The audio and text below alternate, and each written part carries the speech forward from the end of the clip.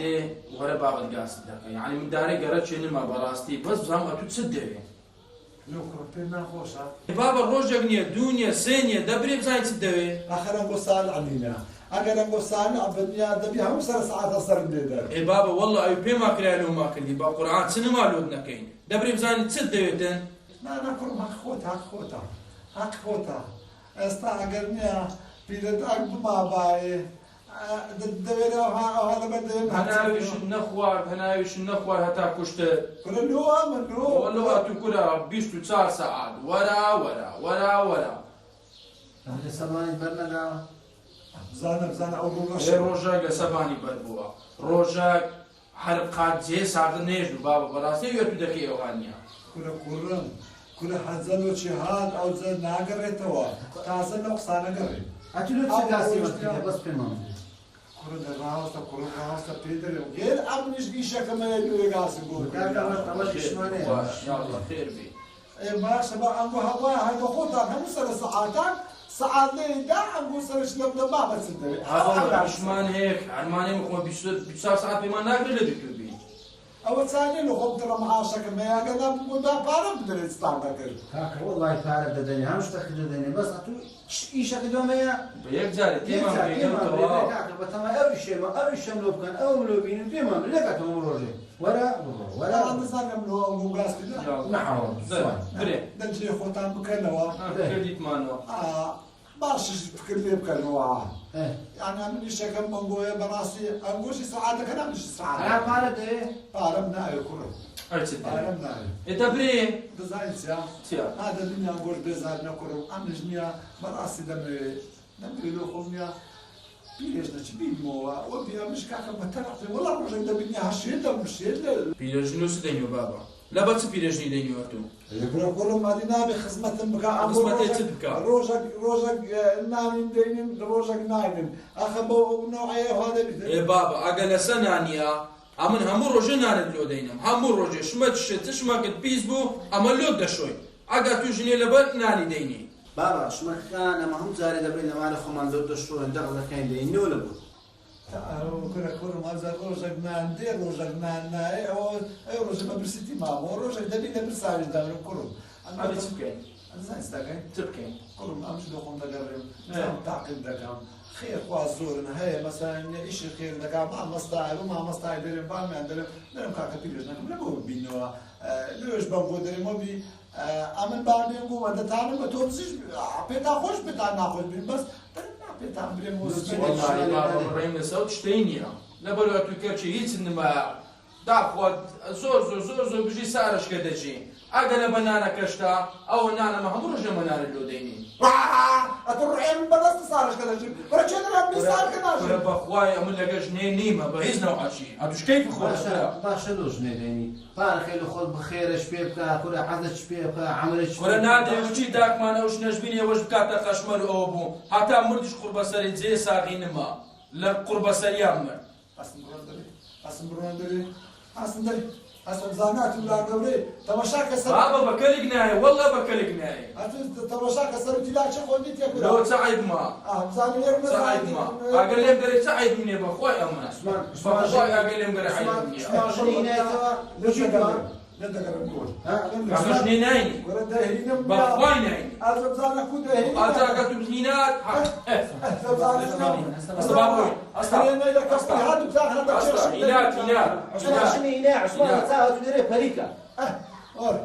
باشە باش شەرت بیدەبی بی باشە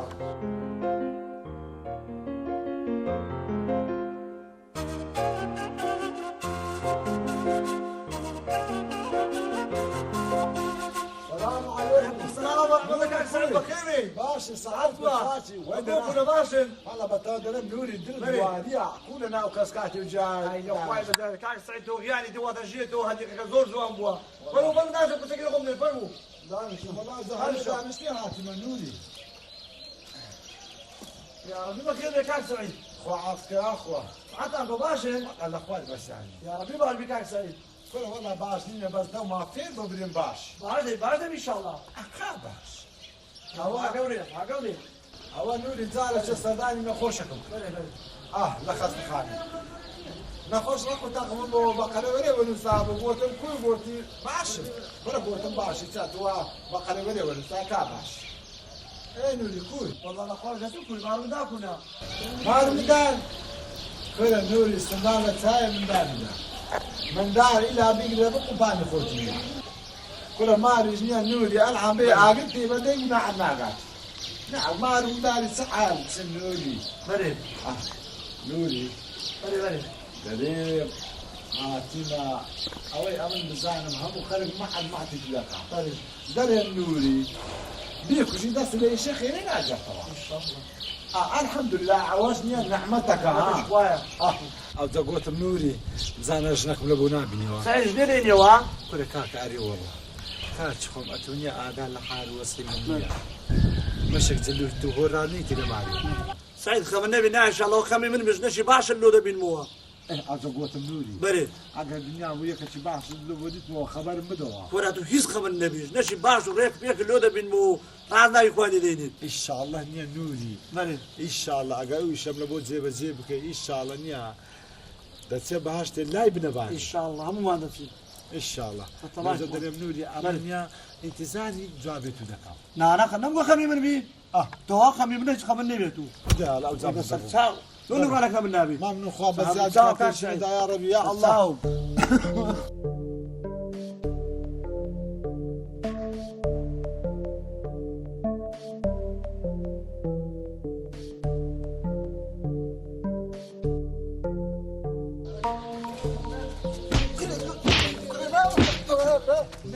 بابا تومي والله فيش نقولوا كنا هواي نبدا ولا هيوا ولا خو ولا من كويا هو والله عالم بي اقول عالم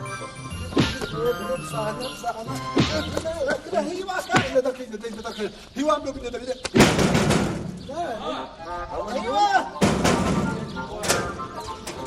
سيبوا كاكا سيبوا كاكا بابيني بس سيبوا هاتوا على سيبوا جنبني تو ده بيبيش كاكا بيني وغاري دوي خناصة حسن داكم شو من كاكا اي هوا أخبره شو زماني خطان قرد ليش كاكا بينا بابا بينا اي هوا بينا يلا ببيش نكون له قوي يلا دي اسمع شنو يلا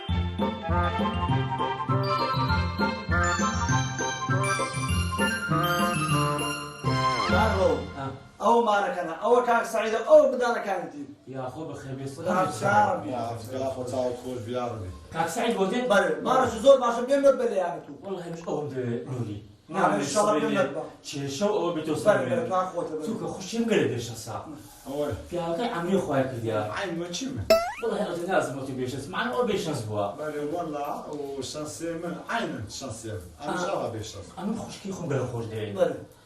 براسي شانسي نبوا أول بس سعيد امن يكشف بها بالي فاهم شفتكش اويا نبي مار من دار قايل اغنى امن جيني بمشكله لا بر سبيني او تلاقي بينينو دكتور شغال كنو بينينو كنا من ديسا بس ناخذ اشتانا نا يصغر من النبي أو عنده كريم أو دو كرشنا أو أنا نسبة ما له عالم أو كريم ولا ما هو هواية او هو أو شكرا بسكيت ستويا اها كاكيوا بله باشا اتو قايلي باب جنيدين توا آره والله لشكل بيخوش ترى عمل كاكيوا سبينك المشكله معرفه هذه لا والله ما لقى تشجع لقى خش من نا او من عزبل بما خوش وإن شاء الله كل خير تلاقي وهذا بيتن او الحمد لله اول ستو قلت بالي بالي أوت ستو او كريك ستا قلنا بالي ستو اتو رازي باب جنيدين بري والله هند ما بي خوشة هند ما بي خوشة كل حال نبي نشتيوها حس مني مشكله ثانيه قالوا باب ديرو جي خش كيمن ولا مشكلة كوبي هذا كان مثلا لما يجي بيدري نخش نشي بينو أخذ خوبتني لو خاني لا تكنمش نزول بتختار هذا الشيء أما تزلم ليش أقول بما خوش كل بابا شنو بينا بابا شنو بينا بجي من هذا عامل دبي خش كي خوم دبي كشوا على لبس تبري بعث تو براسي تخش كي مقلب اسبوع بر كاك سعيد كارو اه هاد لا ترازي دي سانغو ابو شد رازمه رازي دي ولا أو بسيار ليه لا خوي وابي ولا أما رازينا أو بيش عمل او ما ادري كارو بر هذا باجي كل شيء كده كاك سعيد ما يدي بالبين سمعتي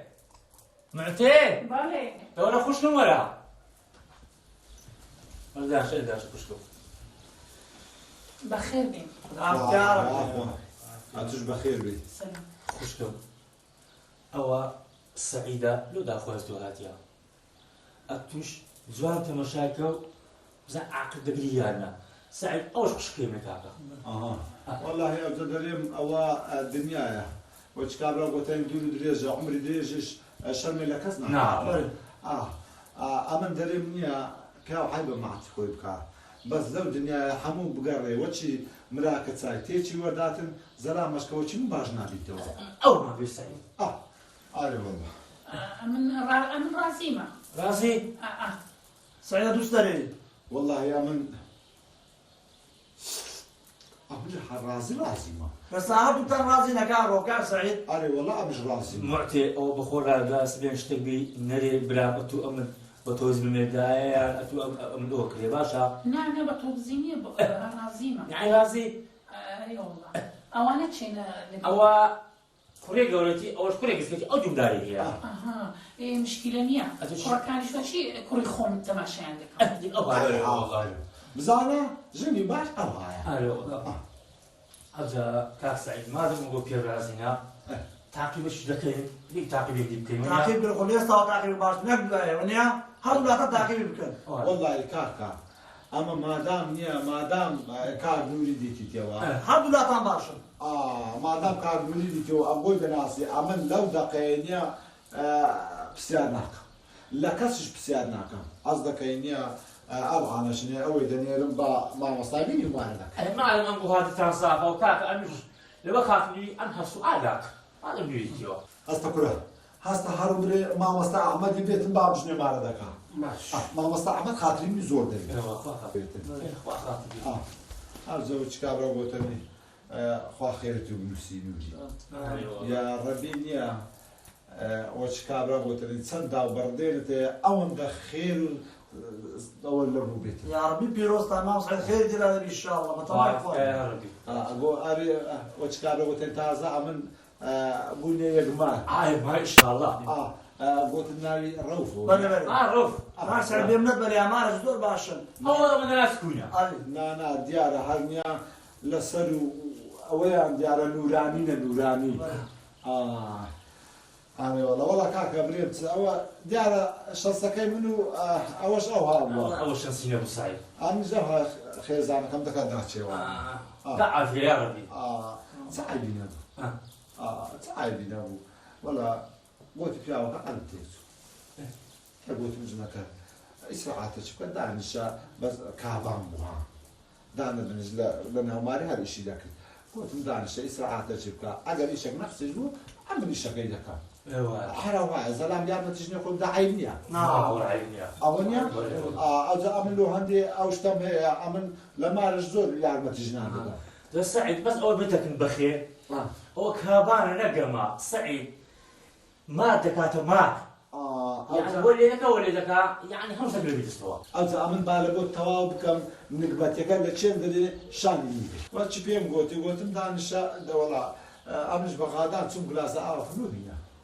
گلاسە ئاوە بێ هینە ویستی فڕی لێدا کردو جادەی پێدادا تەواو ئارێ نەخۆ ئافریکا كاكا يبدا مبوله خزم يا ربي بيروز تاع وضع حساب كم كسر على راسي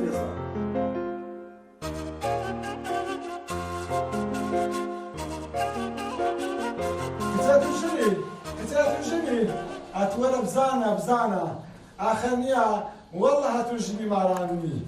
ديتد هاتوبري نوري خوا خير ننسي نوري أمن قوتم شي باش نور بينوا أمن قوتم أوزقنا بوتا أخوزقنا بوتا باشا لو جنيمة ها قال دقات أو بري دقات أو سري ها لو جنيمة لا تبكما كتير بك كتير أو شاقة هم زيلات تقالي كتير أتونيا أتو بزانا هرنيا والله يا تشاخي بزنك بيتي مالك كتير جنة بيتون كتير بالجنيا وشي آخرين بينا ناو مارينيا بكاتا توبا برقل موري هادي لو خارين تير سمعنا هستاما نعلم كرديا زلكم ششتيا شيوم لمبلينا لو زيادة تتلو بكم ها أمنا بابا تشكيمي دي بتوي ذكر أو ها أري والله كتير والله هي ما بيدري براو في براد وشي تساي بمكرنيا قوتي يحشت قوتي ناخذ بيها وشتت تبيع مارينيا دفعي الدنيا ولا على كركاني راسي بيت لو المشكلة لو خشكم دروس كاتن أمن قائل تو مثلا إنسانية تو من عجني لو إنساني هذه إنساني مشكلة دروس دكي والله كركان لتو باشترن كركان حتى سنة هاتني دركي هالقصة شي بكن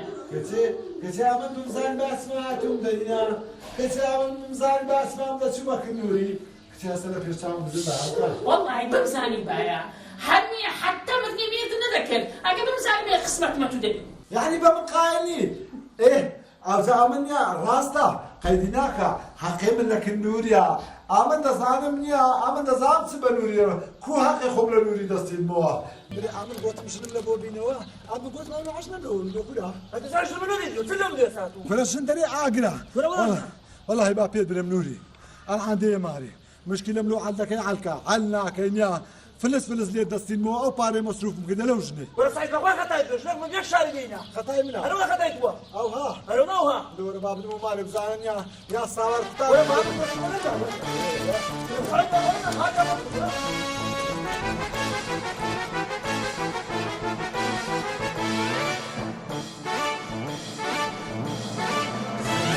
هاتوا ورا على سبب عم تصير مشكلة كانت عم تصير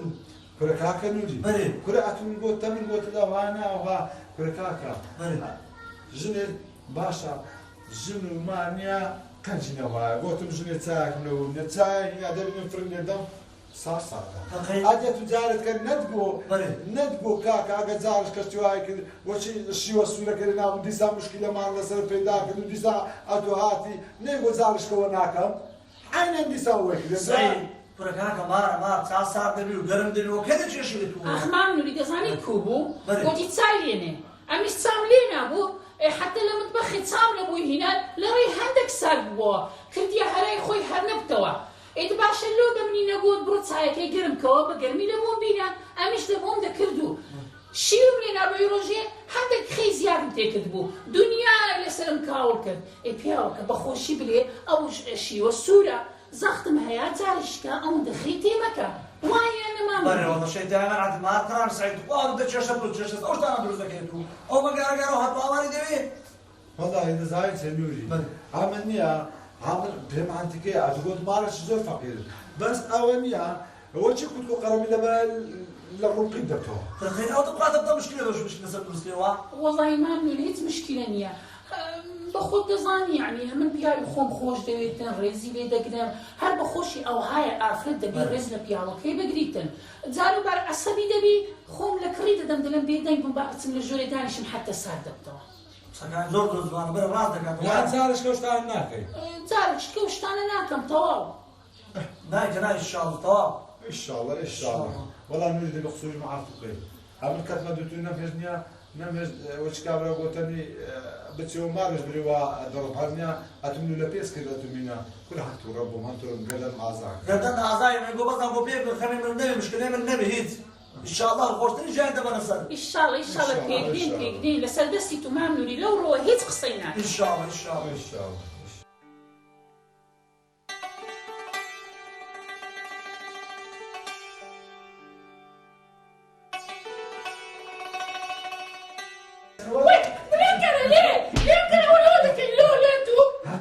باش اتوشني كتير اولونيا لكن نوري دري عملتو بطارش استواناكم اتو باشا بالونك ايوا يتذكر يا او تذكر نشوش يسوي تذكر لابد شو قاعد يتذكر يا كنت هو قلت سنة من اول اخذك شرارة مرات هذا اللي شو معنا شوي ايه دشم اگر واحد يدخل لك النار يمدقري مو كنم براخوم دقريوك براخوم انا ولا شريك شلو يبدي او حرب بيك دي والله ترى ما جديد بروك لا والله دا خويا اتو تسدر لو خمر كندا كابلا مرديا والله انيا اقوى حسابي من لك الدنيا لكن رو في براشن لكن نوري شعب نوري ده شي بابولار السوري نوري برا نور بس لكم دي اخوان ولا اخوان قلنا خلاص لك شو دودو بعد دودو صوص بعد دودو ولا اخوان يا بدي او هاد اخوان خمرو ما شاف نوري او ما لوم دي تو ما صعبتها رو ما صعبتي هلا لما تسيداني شي مالش باش مالش خاندان او هاي وما اعطيكم يسا واخش كلمه عزيز ولا كلام لا اخرو صبر بقى نما متك صبر بتساوى كيسام كره باي ما عندي مشكله هرد بلا مارك كره مش لاقي روف شيء تعمل انا كمارته مش تعمل انا باي عندي شر هذا من أماره خلاص صدق الشيطان من على نوري دزاني يا هندي بيناوي او مش لو عندك اي عالكه حلنا كي سيخها بس كيف خوتا عمل واروشم او ذاب كيف خوتك لا حول ولا قوة إلا بالله لا حول ولا قوة إلا بالله بقوا هذا شلون ندور مشكلة هذه وقولة بيتنا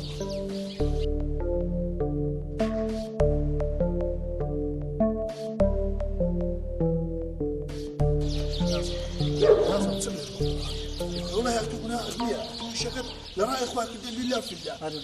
هو قصار ما أتو يعني تسميه الشيخ يرتك يا خسور نخد يا وكابلا لودك والله في تانا قاعد بالقرآن كل برايكم والله ما حقك يا رحم الله يقدر المشكلة كاملونا والله نوري عيب لو أتو سرت نوري الشيخ يرتك والله شو أبغى كان سكر أنا أو كابلا هاردين بيتو والله أنا أظن قرشة تمسك على كل تبابر سن خالد جديد ناخذ دنيا خرابونيا كان نوري أدري شيء خيرت كذي برام خذ شيء خراب عندك كذي كان قاعد الفقير هو هاتك نعم السنة نزل جنابه أودنا ختايته نزلت سابقة قدر شك رشاش من ذاك رشاش دار فين كان شغل أو أنا تيجي نجيشتنا مسألة تيجي نجيشتنا هذا والله دبوا بابا نروح ايوه بابا انا نخوش ايه خلاص ندرم لقيت ستوي براد انا عليهم فروش يا من بزان شانتا يكتم من ما رفضل لا بخير ممكن والله بابا مش مستمر هتبقى بخير ناكل بخوانا عندك تكرمني كرتم قلت جنت هنا اما تكوش لقى لي داني جنت هنا وعاش كيف خوتا انا والله ايه كرم يا من ما رفض يا نوتان بوما ورنونا وما بكاك بخير والله من ندم ومالي وندى دش ومالي أخام دزاني أتوم عزلامني عندي دزاني ما تبالي خدوا خونا كيف خوتا كيف خوتا هذه كلهم تطلعن بري بابا تطلع كلهم بري عم دزاني يا بخوار كاتي خوشي ذاك الوبر رحمت بوجه ما أبو دايقو سعيد ستو برعم تلا هواي أمل بس ستو بس سكر بعض دتو صدقتي سالم ستو يعني ما له خلبي يعني ما رد فلوس عم ببوين دله ما خيام كان بينزل قروش لكن ما دمره ما جوز ناس ليك خلاص دبي أنا ما لقى ما عرفت توا نما على تلو خم لفلوشهم لا عتش بخير ده كم بالضمو مالي أما تخرج لقى دانيات السويت أرجنتينا ريما دا أرجنتينا هاتي إيش لك يا أخونا لا ما من دار رشة أنا من بدك ماري هواي ولا بسينة الأخواتي أنا عن خيرك الرجل ناخذ بيناي ها يعني بخير مناك ديارة أتو خرابي لي ولا قرب بيناي يعني بخير مناك خراب عاري والله خرابي والله هنا لا ولد مزانية والزلامة صار درس يقول حسن ضمن حسن نقرأ استبارون هستا كيد خوتي هستا على ولد الزلام بابا شاف لي بخير نقرأ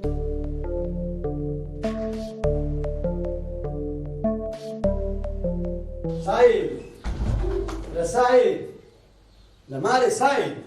مالي شو السلام عليكم سعيد كوي ما شاء الله سعيد كوي ما شاء الله كورب سعيد نخوش كتي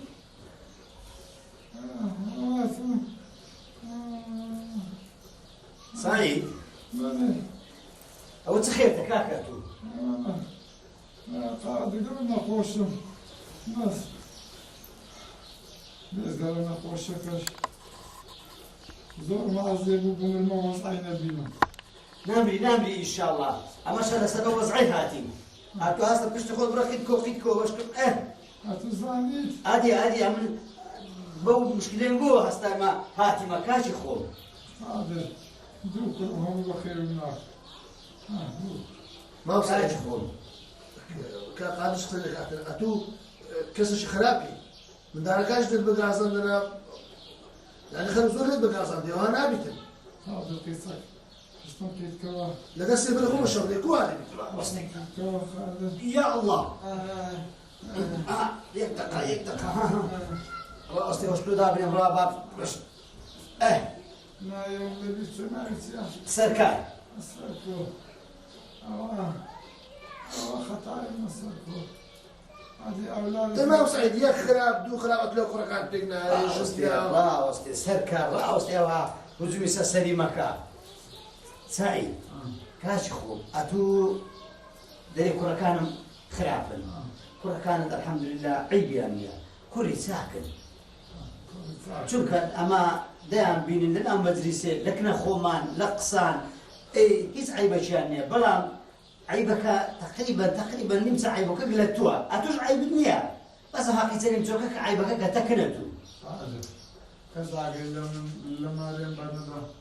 نقول لهم وعدنا بكذا ما وصلش نقول زارجني بكذا عايزان باسم بكذا ما سعيد نا خوابنا ولو تأمل نريد ناسي نريد ناسين هل إيش خير أستاهو هل يتخير وإيش خيرك إيش ساقك كذا يدلو أبي أخرب كذا خوي تليون نلتو حتى لو كنا لله في الله نكردي لله في الله بس لا قوسي نعم رأي لنا كاك سعيد لو هذا بينكما كاك سعيد با موضوعك لو روكموا خلافة كاك سعيد كاك أمان أو أنا هات ندو موضوع أنا باس كده موضوع تو معتي أنا باس كده أصلاً قلت ما دمويا باب اسمه كل روف كل معتيش بزانم أو دري زيز بو مشاكل ما بيننا أمنيش شو كل روفي قناعات المعتيش من على قل معتيش قسم كرديا ولا قل قسم كرديا وتنبرون تسينو بدل سردان السعيد دكين وهم نخوش شام السجد هم هم مسألة حل دكين أوز أما هاتينا معتيش دري أمن دري بدوا باش دبون عيبكش تقريبا لهدوكتانا لا تول معتي أجل أنقول باش بن نبنوري عيبي هيو نسر كارو نكال رؤوف ونمعتيش نمن دار كان يشتو نأمش سعيد أما نازم شر يقول سبسيا هاديو أنقول سيخو بيقولين هاي أنقول بقى شيء بخواي معاصر وشم كذيا وندي بلا بالباش والله ما من تشوف كايرو